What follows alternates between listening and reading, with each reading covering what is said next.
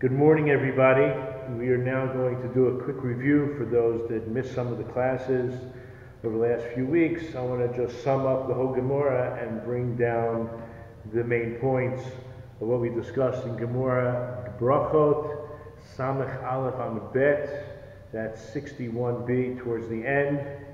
We were discussing when you're facing the Beis Hamikdash, or when you're in certain proximity of the Beis Hamikdash, how one should behave. So we talked about Kalas HaRosh, which is levity and lightheadedness and foolishness. One should behave a certain way when they're in certain proximity of the temple compound.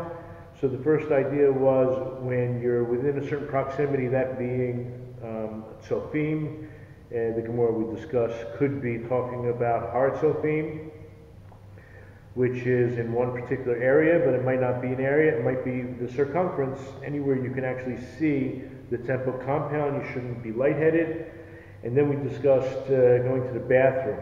If you're in a place where there are no walls and you're outside and you're exposing yourself, in which way should you be facing? And we went into great detail. If you were if you were in Yehuda, then facing east-west was more problematic. And if you were in the Galil, in the northern part of Israel, then north-south was problematic. We discussed this might only be when the Beis Hamikdash is standing. We also discussed the idea of what if you're in Yehuda but you're directly south? Should north-south be problematic? And if you're in the Galil, well, there's no place in the Galil really facing east-west that's problematic, but north-south, should that be problematic? We discussed this, and then we were thinking that because the Shekhinah, the divine presence, rests in the west, so shouldn't it be problematic anywhere in the world? So we were discussing Rabbi Akiva himself, who decided that it was even in Chutz La'aretz that this should be true, that one can only go to the bathroom if there's a wall, not even in the open, even in Babylon. And then we talked about Rava's own bathroom. He made his toilet seat, he made his bricks arranged in a certain way, which were facing east-west. That means he faced north-south. But Abaya, when he went to the bathroom of Rava, he switched the bricks. He wanted to see if it was a really particular reason that Rava did such a thing. And when Rava went to the bathroom, he actually changed the bricks back to face the way that he wanted them to face. So then we turned the page and we entered 62a. And this is a little bit of a strange discussion because Rabbi Yeshua and Rabbi Akiva, there's a story. Rabbi Akiva once followed Rabbi Yeshua to the bathroom and he says he learned three things. So what are you following your rabbi into the bathroom for? And at the end he says, well, I need to learn Torah. And this is another concept we're going to learn, is that Shimush is greater than Talmud. And acting in a more, let's say, familiar way with your rabbi, following him around, being involved on a familiar level with his family, perhaps helping him by carrying his books or his towel to the bathhouse, just being around him and assisting him. It's called Shimush. Listening to the way people ask questions, listening to the way he answers the questions, and seeing how he acts when he makes brachot and he's blessing Hashem, how he prays.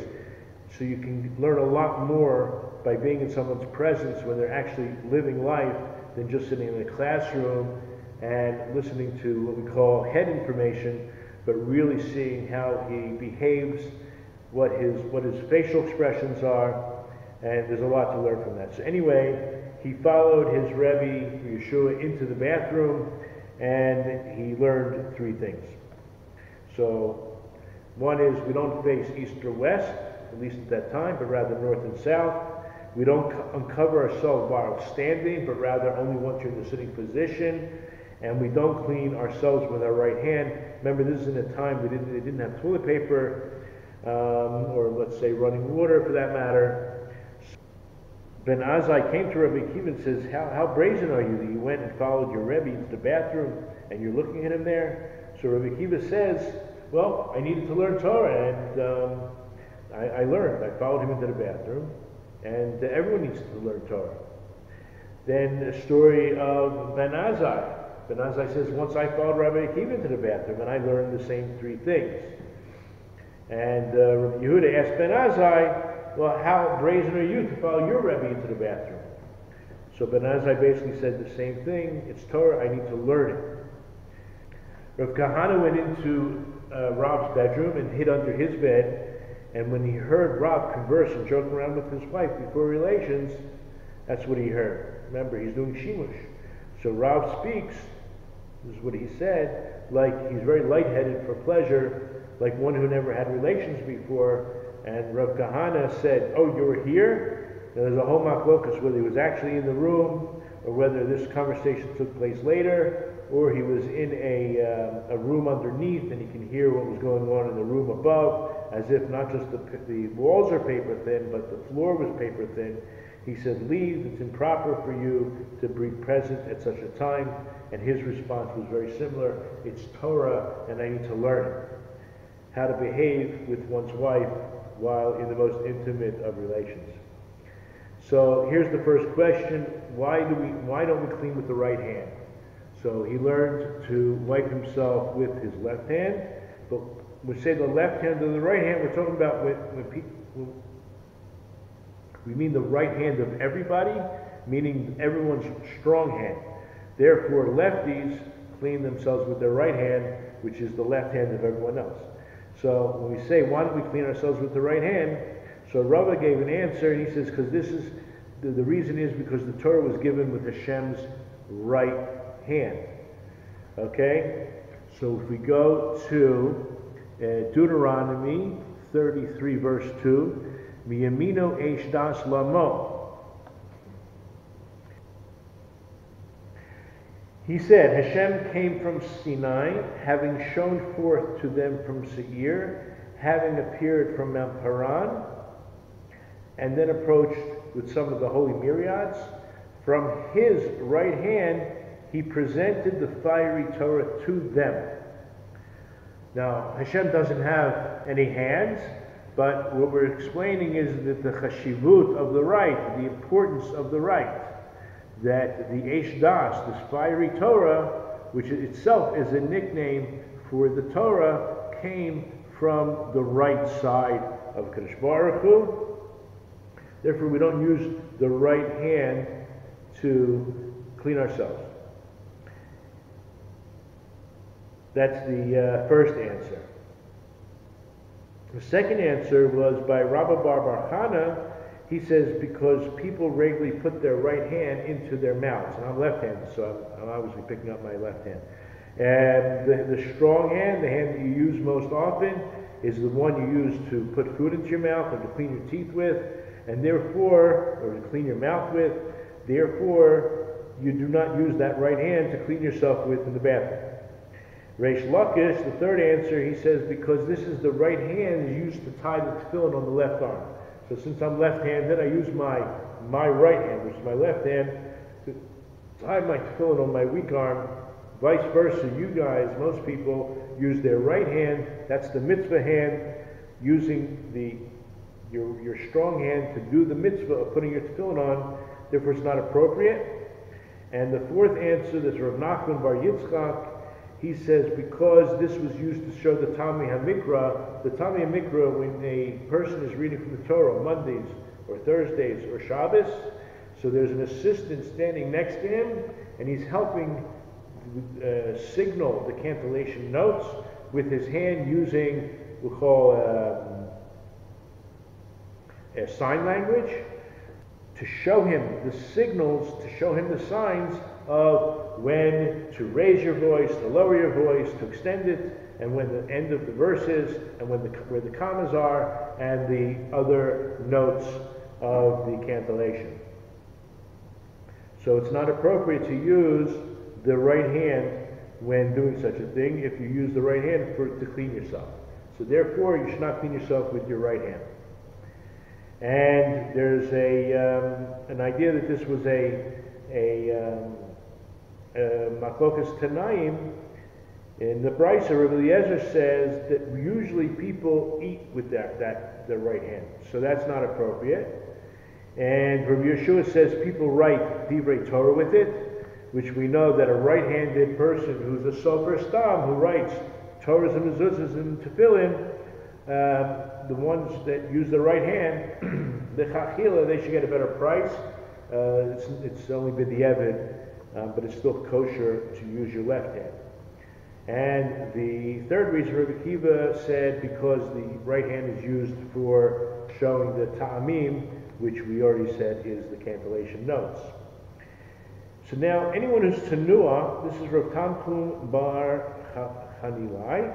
He said, anybody who's Sanu in the bathroom, what does that mean? That means quiet. That means gentle and quiet in the bathroom and doesn't expose himself more than necessary. In other words, this is what we mean by Sanua, modesty. Modesty in the bathroom is safe from three things, from snakes, scorpions, and mazikim. Snakes and scorpions we know. Mazikim is a little bit hard to explain, but we can either explain them as demons or dark forces or negative forces, sitra achra, things that come from the dark side, and they attach themselves either to you, to your words, and that is something we want to avoid. And some say, and this is also very important, that even his dreams are not disturbed. So maybe I'll take a few moments to discuss this idea of Tuma and Tahara. So even though we're talking about Mazikim and demons and the negative forces, but I think it relates in a certain way. So you have what we call Tahara, and that, let's say, represents life. And you have Tuma, which in its most severe form is represented by death. But what is death? Death is the absence of life. So where you have life, you would have the absence of this Tuma. But once you have the absence of life, then the Tuma has a way to enter, an entrance, an invitation, so to speak. So let's say, for example, for a woman's menstrual cycle, when she has a seed, which is a life-giving entity, so she could be pure. But once that flushes through her, then there's the emptiness of that life force and enters the Tuma. So too by death, when the person's soul has been removed from his body, so too that negative forces have the invitation to enter. So too here, let's just talk about the body. We have food. We eat the food, and what comes out as solus is the extract, right? But what happens? When you eat food, no matter what you eat, whether it starts with the minerals, and then it goes up, there's 4 levels of existence. You have the domem, the inanimate objects, then you have life force of plants, which is the next level up. So they raise the sparks and they're a higher level than the minerals, and the life force is in the plants. Then you have an animal that eats the plants, and it is actually eating the previous 2 levels of existence, meaning the domain, the minerals, and the life force that's in the plants, and that is now in the animal. Now you're going to be the highest level of existence. You eat the animal, or you eat the plants, or you eat the minerals. But when you eat the animal, you're eating all the levels of existence, and you're raising the sparks. And the nutrition is inside you as you eat, and then your body is absorbing the nutrients. So you're absorbing the life force, and it's entering your blood system, and that is where the life is. And that's pretty clear. When you eat, there's a digestive system that draws the nutrients or the life force out. And what's left, it's empty, it's hollow of life. So that is what is left behind in the bathroom. So there's an invitation for the negative forces to attach itself either to it or to the place where this stuff is found.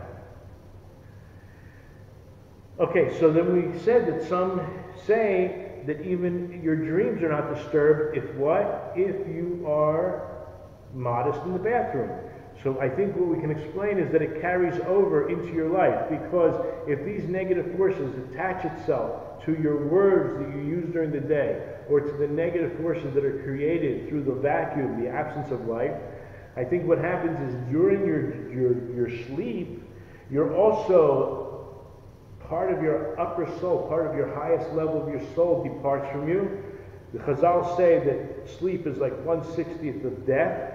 So there is an aspect of slowing down the respiratory system, and part of your higher level soul does depart from you and enters into you the negative forces, and this is one of the reasons we have to wash our hands in the morning. When we wake up, the negative forces depart from our body and it exits through the fingertips.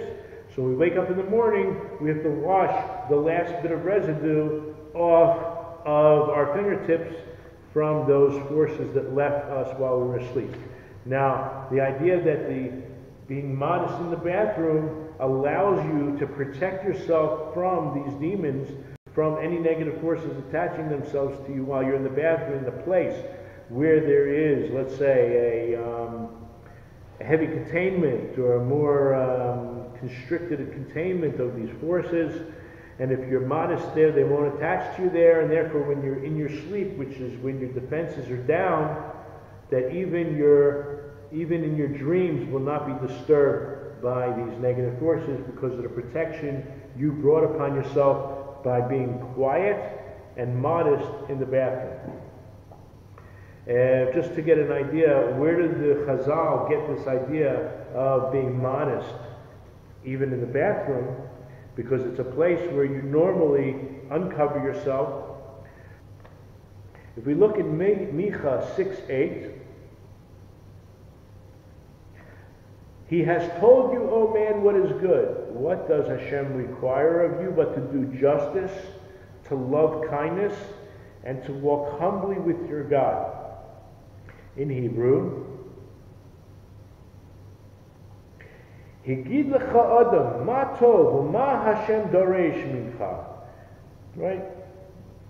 Ki'im asot mishpat, ahavas chesed, and this is the most important part at the end. As we said, the English translation was to walk humbly with your God. V'hatzni'a lechet. Tznuah is not just modest in terms of dress, but it's an attitude. It's knowing that God is seeing you, hearing you. He's totally aware of you and what you do, even in the most chedrei chadarim, even in the most hidden of places. That God walks, you walk humbly with your God. And we're going to see later on by a eulogy, it's going to bring us back to this point that if you are humble, how do you know if you're humble? How does anybody know if someone else is humble? So like in a eulogy at the end where someone gets up and says this person was very humble and a discussion takes place, how do you know how humble he was? Were you there in the bathroom with him? Because it's like the litmus test. How does one know? They see somebody on the street, they look humble, right? They dress modest, they don't bring too much attention to themselves, but how do you know they're really humble? The litmus test is when you're in a room by yourself in the most hidden of places, and yet you act with a sense of modesty. So we're going to get to that at the end, Bezrat Hashem. So the Gemora begins talking about this idea of there was a certain bathroom in Tiberias. And normally, this was a haunted bathroom. Normally, nobody goes in there alone because it's haunted. So if two people went in together, that would be okay. Because during the day, normally the mazikin don't affect two people. But in this particular place, even two people could be affected. And yet we hear a story about Rav Ami and Rav Asi. They went into this bathroom one at a time. So the rabbis asked them, are you afraid? Why are you going in one at a time? So both Rav Ami and Rav Asi basically claim they had this tradition that if you're quiet and modest while you're in the bathroom, then the mazikim are not going to affect you. And they added something else. They said that also when you have Yisurim, as long as you're quiet, then you should also pray for mercy. And that's the Kabbalah that they have in their hands, which is interesting because what does this really have to do with that? In other words, what does going to the bathroom and being modest all of a sudden in their statement, so some say it was just said because it was a continuation of their statement, it's very similar, and we'll bring it in here. But there's always something deeper if this statement is brought here specifically. It could have been brought anywhere. So if one receives problems and difficulties on his life and he is quiet. Now I'm not talking about going and venting to somebody and having a person to discuss this with to help you process. But if you go around and you discuss all your problems and you're complaining openly about the problems that have come to you, So if one has a lot of afflictions that come upon them and they're able to process it and realize that it's coming from love, from Hashem, or vice versa, it's even coming as perhaps a punishment for something they've done, that they're able to process it and realize what they've done and change their ways and do tshuva. So that would be using your afflictions in a wise way and advantageous to yourself, because you're going to become a changed person and you're going to become a better person because of it. But if you talk about these afflictions and you just complain, so certainly you're not going to grow and take advantage of the message that Hashem is bringing you by just talking about it. But rather, if you accept it in silence and you pray for mercy and you accept it with love, you have a better chance of becoming a better person and getting rid of these afflictions, or at least accepting with love and getting a greater reward in heaven.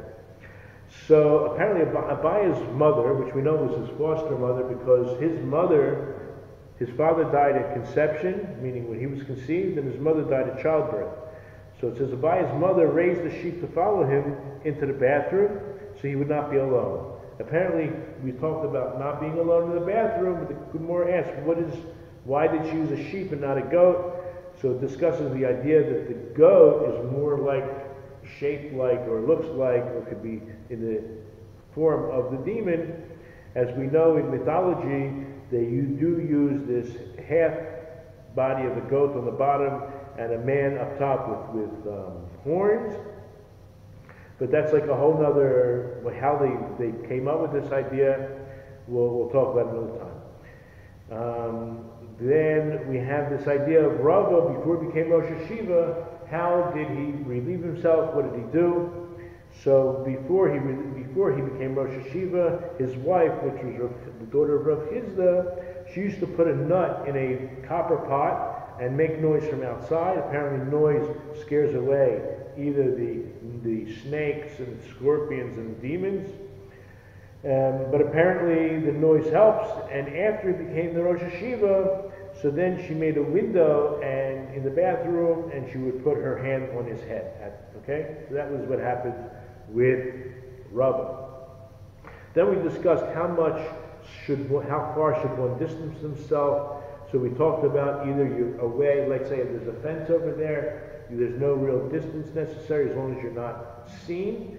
And then we discussed the idea of sound, grunts and other kinds of sounds that happen when people go to the bathroom, that these both ideas are part of the discussion of modesty.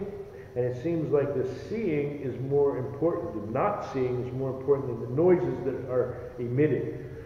So if you were behind the wall, but there are noises, it's not a problem. But let's say you're in an open field and you have to go the distance because there are no trees to hide behind, there are no walls, there are no big rocks, to as far as you can be seen, as far as you can hear, because there's no choice. You're going to be seen no matter what, but go as far as the distance that you won't be able to hear. So we are juggling with these two ideas. So now we have this story or this concept about a shomer, a guard for a olive press.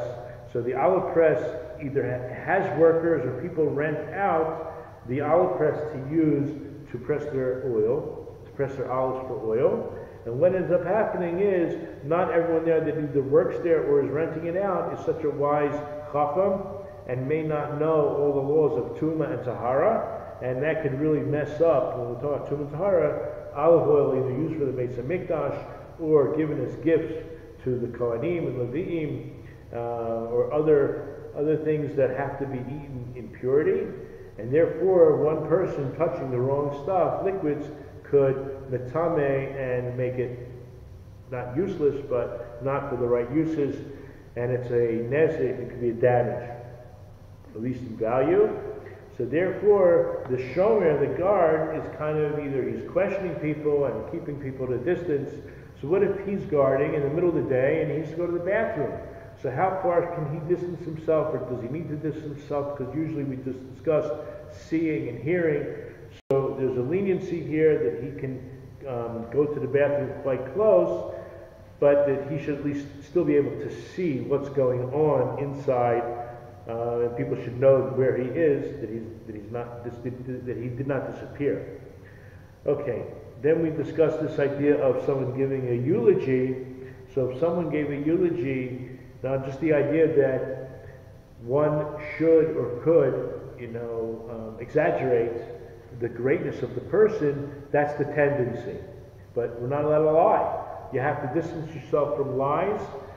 So there is an idea that one is allowed to exaggerate a little bit, but they still tell the truth. So what happens? This guy gets up and he says, man, this guy which passed away was very modest in all of his ways.